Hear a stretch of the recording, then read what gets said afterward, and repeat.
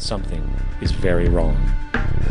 And whether we are aware of it or not, the lifeblood of all of our established institutions, and thus society itself, is money. Therefore, understanding this institution of monetary policy is critical to understanding why our lives are the way they are. Unfortunately, economics is often viewed with confusion and boredom.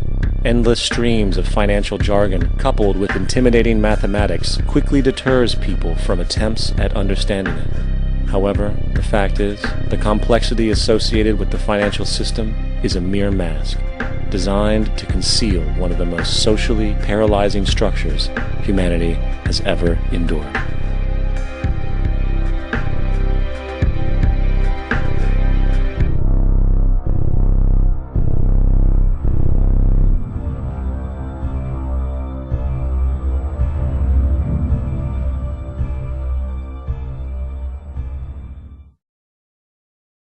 A number of years ago, the Central Bank of the United States, the Federal Reserve, produced a document entitled Modern Money Mechanics.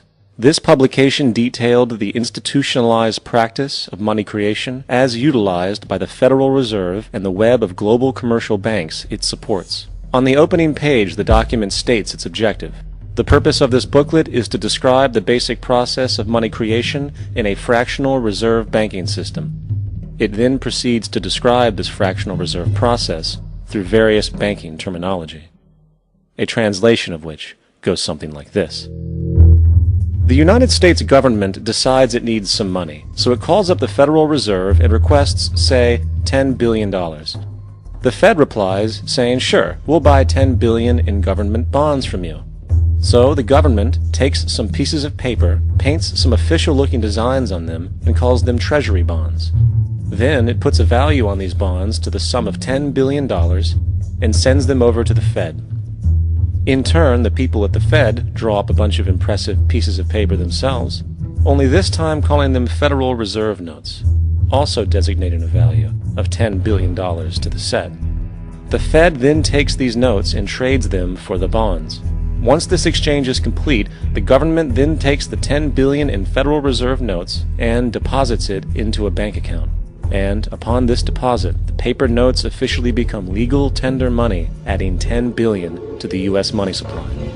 And there it is. $10 billion in new money has been created. Of course, this example is a generalization, for, in reality, this transaction would occur electronically, with no paper used at all.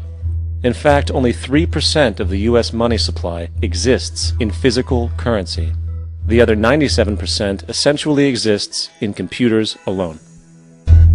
Now, government bonds are, by design, instruments of debt, and when the Fed purchases these bonds, with money it essentially created out of thin air, the government is actually promising to pay back that money to the Fed.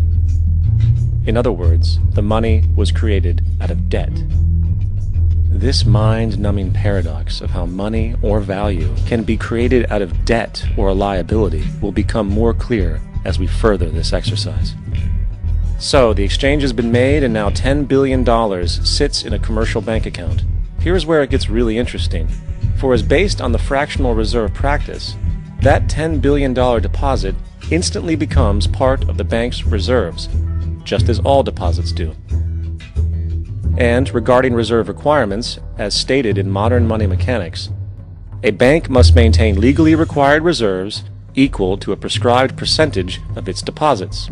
It then quantifies this by stating, under current regulations, the reserve requirement against most transaction accounts is 10%. This means that with a $10 billion deposit, 10% or $1 billion is held as the required reserve, while the other $9 billion is considered an excessive reserve and can be used as the basis for new loans. Now, it is logical to assume that this $9 billion is literally coming out of the existing $10 billion deposit. However, this is actually not the case. What really happens is that the $9 billion is simply created out of thin air on top of the existing $10 billion deposit. This is how the money supply is expanded. As stated in modern money mechanics, of course they, the banks, do not really pay out loans from the money they receive as deposits. If they did this, no additional money would be created, What they do when they make loans is to accept promissory notes, loan contracts, in exchange for credits, money, to the borrower's transaction accounts. In other words, the $9 billion can be created out of nothing simply because there is a demand for such a loan and that there is a $10 billion deposit to satisfy the reserve requirements. Now, let's assume that somebody walks into this bank and borrows the newly available $9 billion. They will then most likely take that money and deposit it into their own bank account. The process then repeats, for that deposit becomes part of the bank's reserves. 10% is isolated, and in turn 90% of the $9 billion, or $8.1 billion, is now available as newly created money for more loans. And of course, that 8.1 can be loaned out and redeposited, creating an additional 7.2 billion, to 6.5 billion, to 5.9 billion, etc. This deposit money creation loan cycle can technically go on to infinity. The average mathematical result is that about $90 billion can be created on top of the original $10 billion. In other words, for every deposit that ever occurs in the banking system, about 9 times that amount can be created out of thin air. Money jitters. Ask the obliging Bank of America for a jar of soothing instant money, M-O-N-E-Y, in the form of a convenient personal loan. So, now that we understand how money is created by this fractional reserve banking system, a logical yet elusive question might come to mind. What is actually giving this newly created money value? The answer? The money that already exists. The new money essentially steals value from the existing money supply. For the total pool of money is being increased irrespective to demand for goods and services. And as supply and demand finds equilibrium, prices rise, diminishing the purchasing power of each individual dollar. This is generally referred to as inflation, and inflation is essentially a hidden tax on the public. What is the advice that you generally get? And that is inflate the currency. They don't say debase the currency. They don't say devalue the currency. They don't say cheat the people who are saved. They say lower the interest rates. The real deception is when we distort the value of money. When we create money out of thin air, we have no savings, and yet there's so-called capital. So my question boils down to this. How in the world can we expect to solve the problems of inflation, that is, the increase in the supply of money, with more inflation? Of course, it can't. The fractional reserve system of monetary expansion is inherently inflationary. For the act of expanding the money supply without there being a proportional expansion of goods and services in the economy will always debase a currency. In fact, a quick glance at the historical values of the US dollar versus the money supply reflects this point definitively, for the inverse relationship is obvious. $1 in 1913 required $21.60 in 2007 to match value. That is a 96% devaluation since the Federal Reserve came into existence. Now, if this reality of inherent and perpetual inflation seems absurd and economically self-defeating, hold that thought, for absurdity is an understatement in regard to how our financial system really operates. For in our financial system, money is debt. And debt is money. Here is a chart of the U.S. money supply from 1950 to 2006. Here is a chart of the U.S. national debt for the same period. How interesting it is that the trends are virtually the same. For the more money there is, the more debt there is.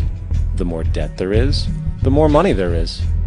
To put it a different way, every single dollar in your wallet is owed to somebody by somebody. For remember, the only way the money can come into existence is from loans. Therefore, if everyone in the country were able to pay off all debts, including the government, there would not be $1 in circulation.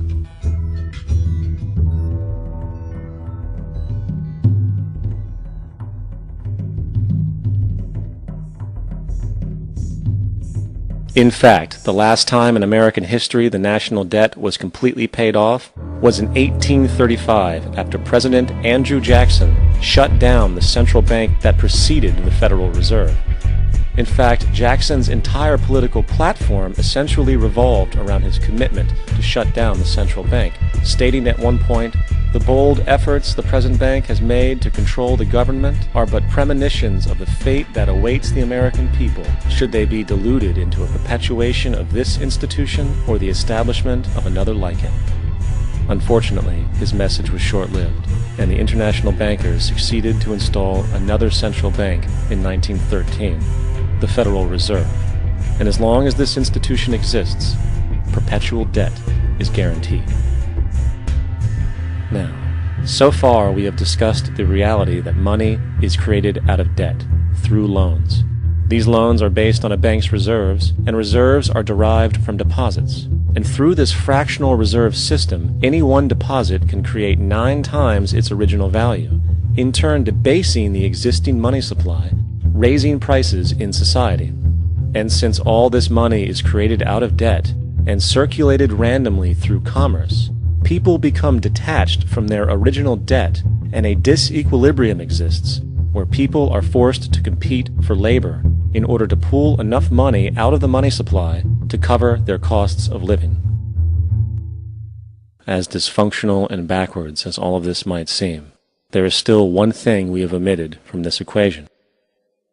And it is this element of the structure which reveals the truly fraudulent nature of the system itself: the application of interest.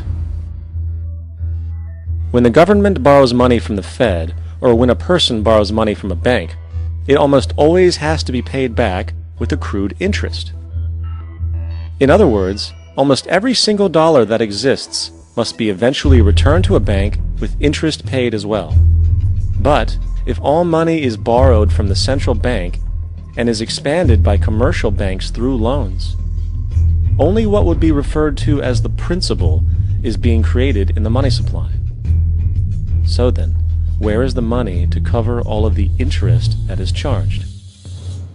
Nowhere. It doesn't exist. The ramifications of this are staggering, for the amount of money owed back to the banks will always exceed the amount of money that is available in circulation. This is why inflation is a constant in the economy, for new money is always needed to help cover the perpetual deficit built into the system, caused by the need to pay the interest. What this also means is that mathematically, defaults and bankruptcy are literally built into the system, and there will always be poor pockets of society that get the short end of the stick. An analogy would be a game of musical chairs, for once the music stops, somebody is left out to dry. And that's the point. It invariably transfers true wealth from the individual to the banks.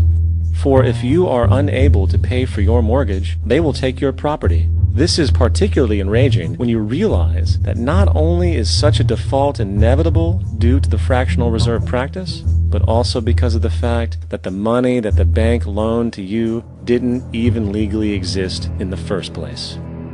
In 1969, there was a Minnesota court case involving a man named Jerome Daly, who was challenging the foreclosure of his home by the bank which provided the loan to purchase it. His argument was that the mortgage contract required both parties, being he and the bank, each put up a legitimate form of property for the exchange. In legal language, this is called consideration.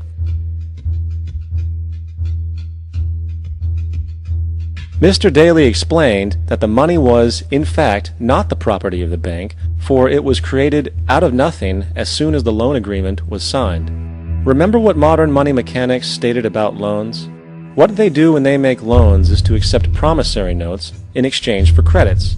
Reserves are unchanged by the loan transactions, but deposit credits constitute new additions to the total deposits of the banking system. In other words, the money doesn't come out of their existing assets. The bank is simply inventing it, putting up nothing of its own, except for a theoretical liability on paper. As the court case progressed, the bank's president, Mr. Morgan, took the stand, and in the judge's personal memorandum, he recalled that The plaintiff, bank's president, admitted that, in combination with the Federal Reserve Bank, did create the money and credit upon its books by bookkeeping entry. The money and credit first came into existence when they created it. Mr. Morgan admitted that no United States law or statute existed which gave him the right to do this. A lawful consideration must exist and be tendered to support the note. The jury found that there was no lawful consideration, and I agree. He also poetically added, "Only God can create something of value out of nothing." And upon this revelation, the court rejected the bank's claim for foreclosure, and Daly kept his home. The implications of this court decision are immense. For every time you borrow money from a bank, whether it is a mortgage loan or a credit card charge, the money given to you is not only counterfeit, it is an illegitimate form of consideration, and hence voids the contract to repay, for the bank never had the money as property to begin with. Unfortunately, such legal realizations are suppressed and ignored, and the game of perpetual wealth transfer and perpetual debt continues. And this brings us to the ultimate question: why?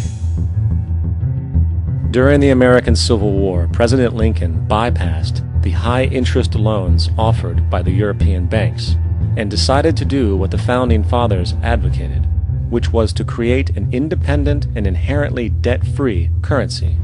It was called the greenback. Shortly after this measure was taken, an internal document circulated between private British and American banking interests stated, "Slavery is but the owning of labor, and carries with it the care of laborers, while the European plan is that capital shall control labor by controlling wages. This can be done by controlling the money.